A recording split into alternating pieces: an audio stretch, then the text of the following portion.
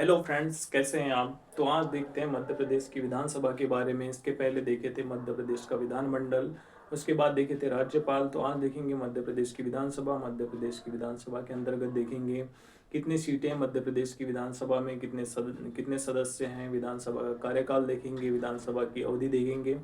उसके बाद देखेंगे कि विधानसभा में जो विधानसभा का जो विघटन हुआ, प्रथम विधानसभा कब गठित की गई, और मध्य प्रदेश के प्रथम जो सीएम थे वो कौन थे, है ना।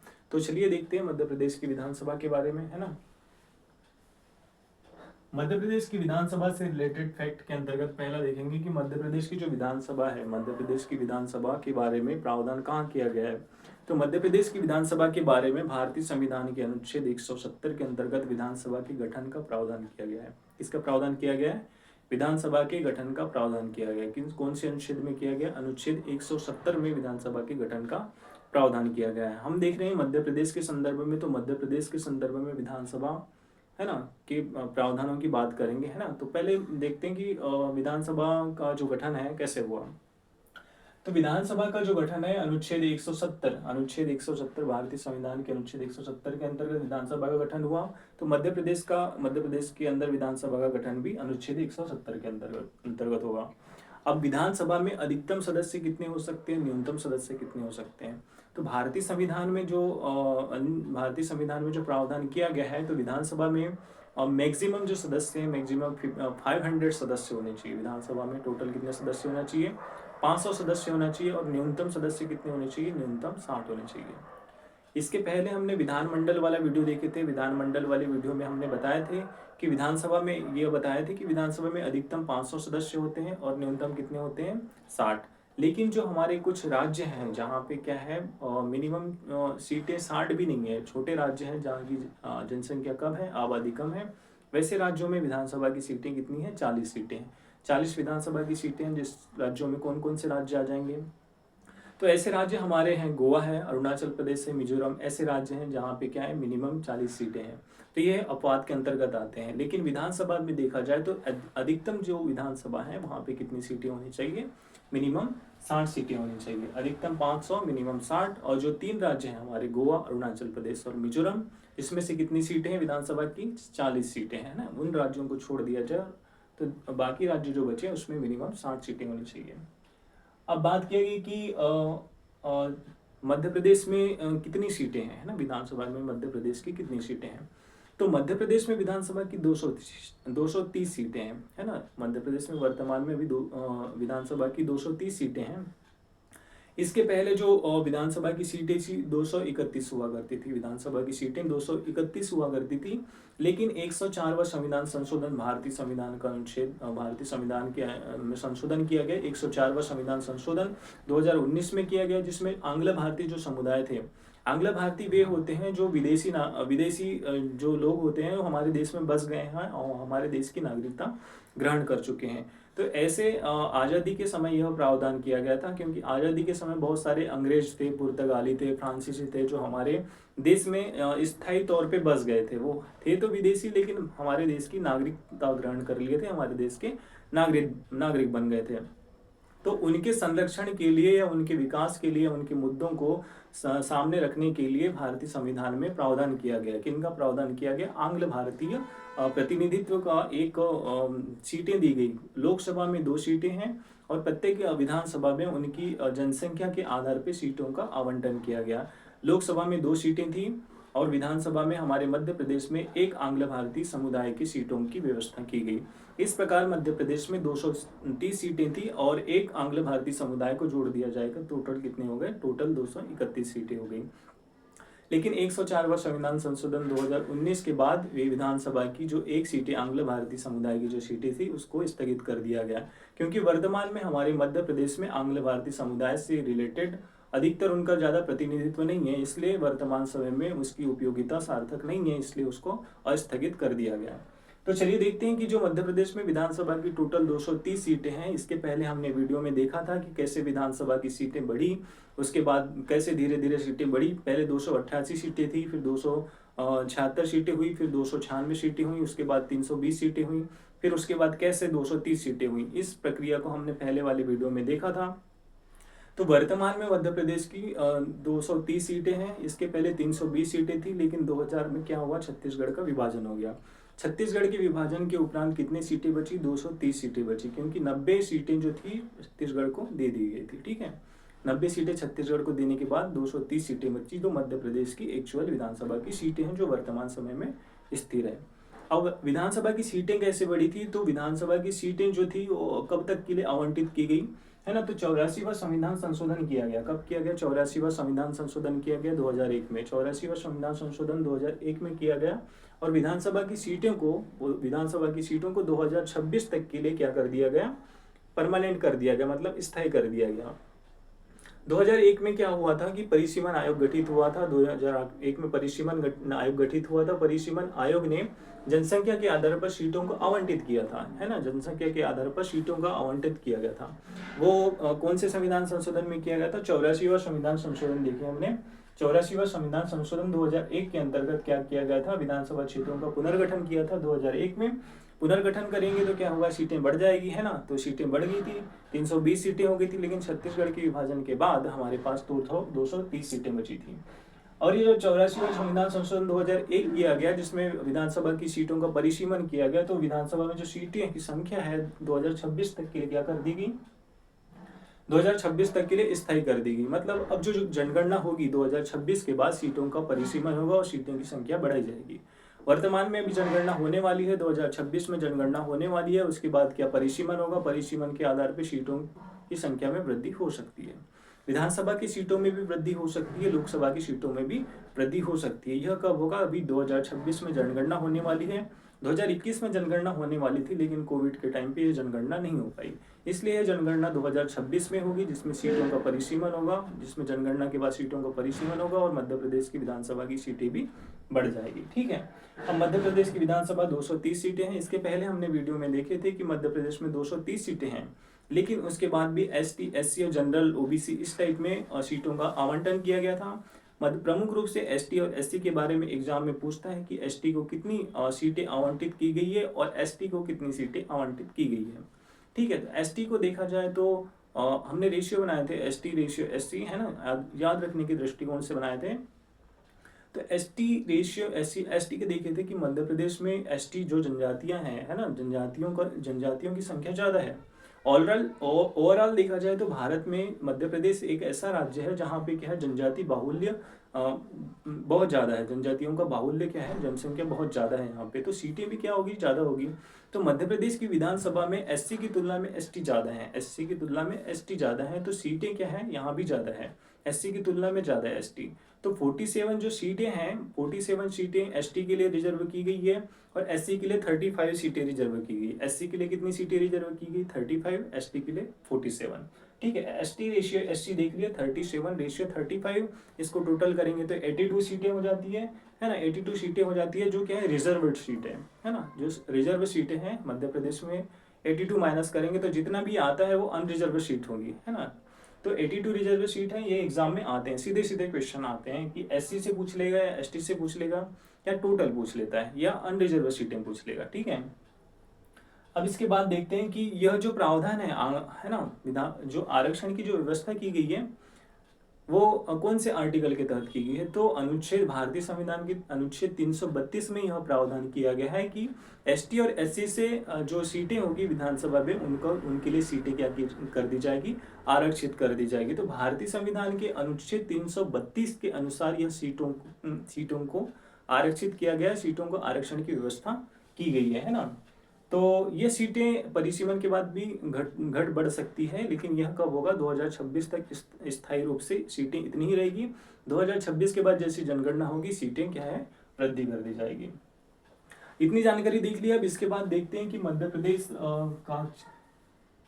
इसके बाद देखते हैं कि जब प्रथम विधानसभा कब हुई, जब मध्य प्रदेश का जो गठन हुआ, है ना, पहले जो देश स्वतंत्र हुआ था तब मध्य प्रदेश के अलग अलग रियासतों में बटी थी, है ना, मध्य प्रदेश अलग अलग रियासतों में बटी थी। हमने इसके पहले वीडियो बनाए थे कि मध्य प्रदेश का गठन कैसा हुआ। तो मध्य प्रदेश का गठन कैसा हुआ इसके पहले आप वीडियो में देख सकते हैं, है ना। तो अभी हम मोटी मोटी जानकारी बता देते हैं। तो मध्य प्रदेश 1947 में 4 रियासतों में बटा था, 4 पार्ट में बटा हुआ था, है ना। एक मध्य भारत रियासत था, दूसरा सीपी बरार वाला था एरिया, है ना, सेंट्रल पोजीशंस अलग था, बरार अलग था, जो विंध्य विंध्य प्रांत अलग था, है ना, रीवा वाला, बघेलखंड अलग बटा हुआ था, छत्तीसगढ़ अलग था, ठीक है। और भोपाल रियासत जो था वो स्वतंत्र रूप से अस्तित्व में था। लेकिन क्या हुआ, पुनर्गठन आयोग 1953 में, है ना, राज्यों का जैसे भाषाई आधार पर राज्यों का गठन हुआ था, आंध्र प्रदेश का गठन हुआ था 1953 में, वैसे ही देखा उसके बाद क्या है, राज्य पुनर्गठन आयोग का गठन किया गया। उसके आधार पे क्या गया कि राज्यों का पुनर्गठन किया गया, किस आधार पे किया गया, भाषाई आधार पे, है ना, भाषाई आधार पे राज्यों का पुनर्गठन किया गया, जिसके बाद मध्य प्रदेश राज्य अस्तित्व में आया, ठीक है। मध्य प्रदेश राज्य अस्तित्व में आया तभी क्या हो गया, मध्य प्रदेश का नया नाम मिला उसको, मध्य प्रदेश के नाम से जाना जाने लगा, ठीक है। अब 1956 में मध्य प्रदेश का गठन हुआ, स्थायी रूप से जो वर्तमान में जिसकी संरचना है 1956 में। उसके बाद क्या हुआ, इसमें चुनाव हुए, 1956 में चुनाव हुए, 1 नवंबर 1956 के जैसे ही मध्य प्रदेश का गठन होता है वैसे ही यहाँ पे क्या होती है, विधानसभा चुनाव होती है। लेकिन वह क्या ज़्यादा दिन तक नहीं चल पाती, विधानसभा का चुनाव ज़्यादा दिन तक नहीं चल पाता है ना। 5 मार्च 1957 को विधानसभा का विघटन हो जाता है, जैसे यहाँ पे देखे होंगे कि पहली जो विधानसभा है कब गठित हुई, पहली विधानसभा 1 नवंबर 1956 को गठित हुई, है ना, और 5 मार्च 1957 को क्या हो गया, उसका विघटन हो गया, ठीक है। तो जो विधानसभा है उसकी जो कार्यकाल है वो ज़्यादा दिन तक नहीं रहा, पहली विधानसभा का कार्यकाल ज़्यादा दिन तक नहीं रहा, ठीक है। अब इसके बाद द्वितीय जो विधानसभा गठित हो जाती है वो होती है, द्वितीय विधानसभा का गठन कब हो जाता है, 5 मार्च 1957 में इसका विघटन हो जाता है, और 1 अप्रैल 1957 को ही द्वितीय विधानसभा का क्या कर दिया जाता है, गठन कर दिया जाता है। 1 अप्रैल 1957 को द्वितीय विधानसभा का गठन किया जाता है। द्वितीय विधानसभा के गठन के बाद उसका कार्यकाल कितना चलता है, 5 वर्ष का पूर्ण कार्यकाल रहता है, ठीक है।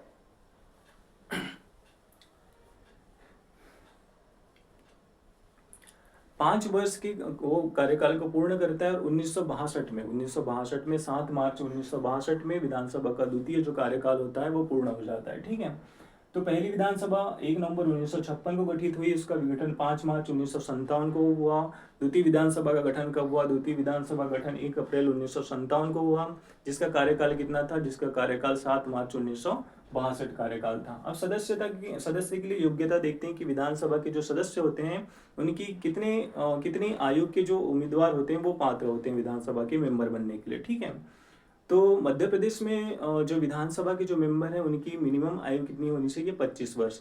जिसकी आयु 25 वर्ष है वो क्या हो सकता है, विधानसभा का सदस्य बन सकता है, ठीक है, विधानसभा का सदस्य बन सकता है। लेकिन विधान परिषद रहता तो क्या होता, विधान परिषद में 30 वर्ष है और विधानसभा में कितनी है, 25 वर्ष। और जो पंचायत के चुनाव होते हैं वहाँ पे कितने रहते हैं, सदस्यता के लिए आयु क्या रहती है, 21 वर्ष रहती है। हम मध्य प्रदेश की विधानसभा पढ़ रहे हैं तो विधानसभा में देखेंगे कितनी है, विधानसभा में 25 वर्ष। अब इसकी अवधि देखते हैं, अवधि या कार्यकाल, विधानसभा की अवधि या कार्यकाल कितना होता है।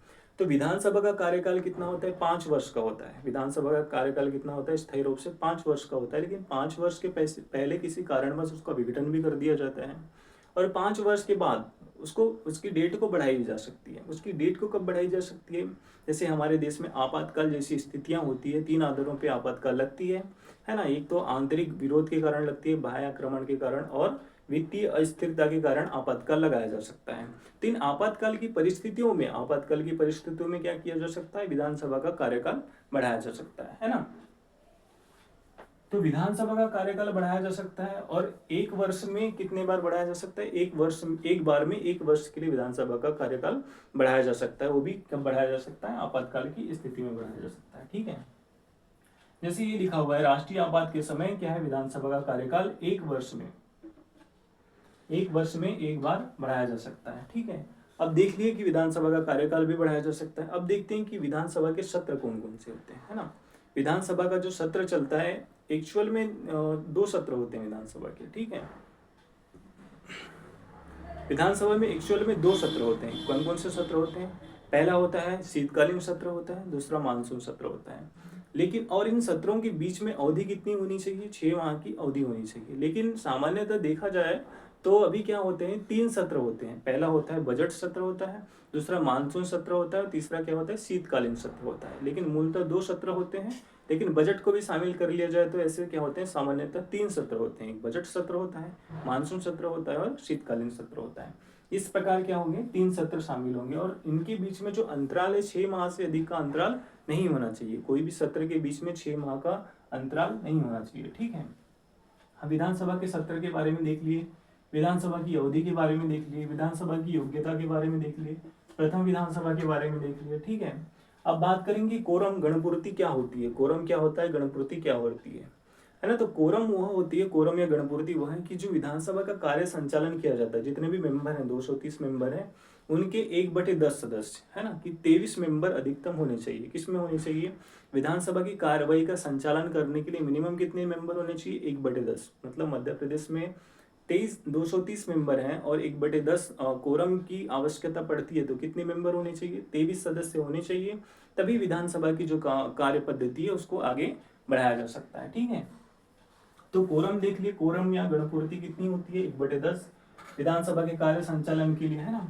और किसी राज्य में क्या होता है, किसी राज्य में विधानसभा की सीटें कम है, किसी राज्य में विधानसभा की सीटें कम है और कोरम कितना रहता है, 1/10। तो उस स्थिति में क्या करते हैं, उस स्थिति में मिनिमम सदस्य हैं कि 10 होने चाहिए, 10 से नीचे सदस्य नहीं होने चाहिए, मिनिमम 10 सदस्य होने चाहिए।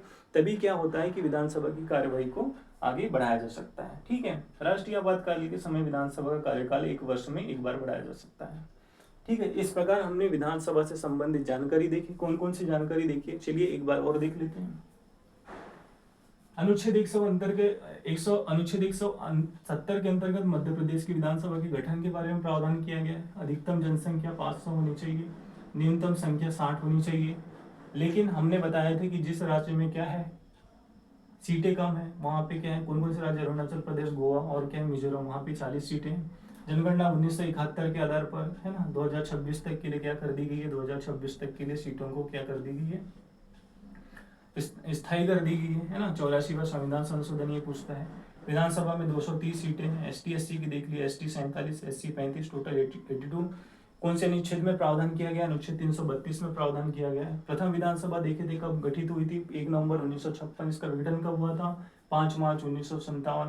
द्वितीय विधानसभा का गठन कब हुआ था, 1 अप्रैल 1957। द्वितीय विधानसभा का 1 अप्रैल 1957। द्वितीय विधानसभा का कार्यकाल कितना था, 7 मार्च 1962, ठीक है। सदस्यता की योग्यता कितनी है विधानसभा के सदस्य की, 25 वर्ष है। उनकी अवधि कितनी है, 5 वर्ष के लिए। लेकिन अवधि कार्यकाल आपातकाल के समय क्या कर दिया जाता है, आपातकाल के समय विधानसभा के जो 5 वर्ष की अवधि है उसको क्या कर दिया जाता है, बढ़ाया जा सकता है।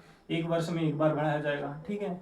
बजट कितने, सामान्यतः सत्र कितने होते हैं इसके, एक्चुअल में देखा जाए तो 2 सत्र होते हैं। एक मानसून सत्र होता है और एक शीत सत्र होता है। लेकिन सामान्यतः कितने सत्र होते हैं, 3 सत्र होते हैं। बजट सत्र, शीतकालीन सत्र और ग्रीष्मकालीन सत्र। और सत्र के बीच में अंतराल कितना होता है, 6 माह से अधिक का क्या होना चाहिए, अंतराल नहीं होना चाहिए। कोरम कितना होता है, कोरम 1/10 होता है। मतलब जितने सदस्य रहेंगे उनका 1/10। मध्य प्रदेश में कितने होंगे, 23। इस प्रकार विधानसभा से संबंधित हमने कुछ इंपॉर्टेंट फैक्ट देखे, है ना। तो इस प्रकार हमने मध्य प्रदेश की विधानसभा के बारे में जानकारी प्राप्त कर ली है। अब मिलते हैं इसके नेक्स्ट वीडियो में, तब तक बने रहिए मेरे साथ। नमस्कार, जय हिंद।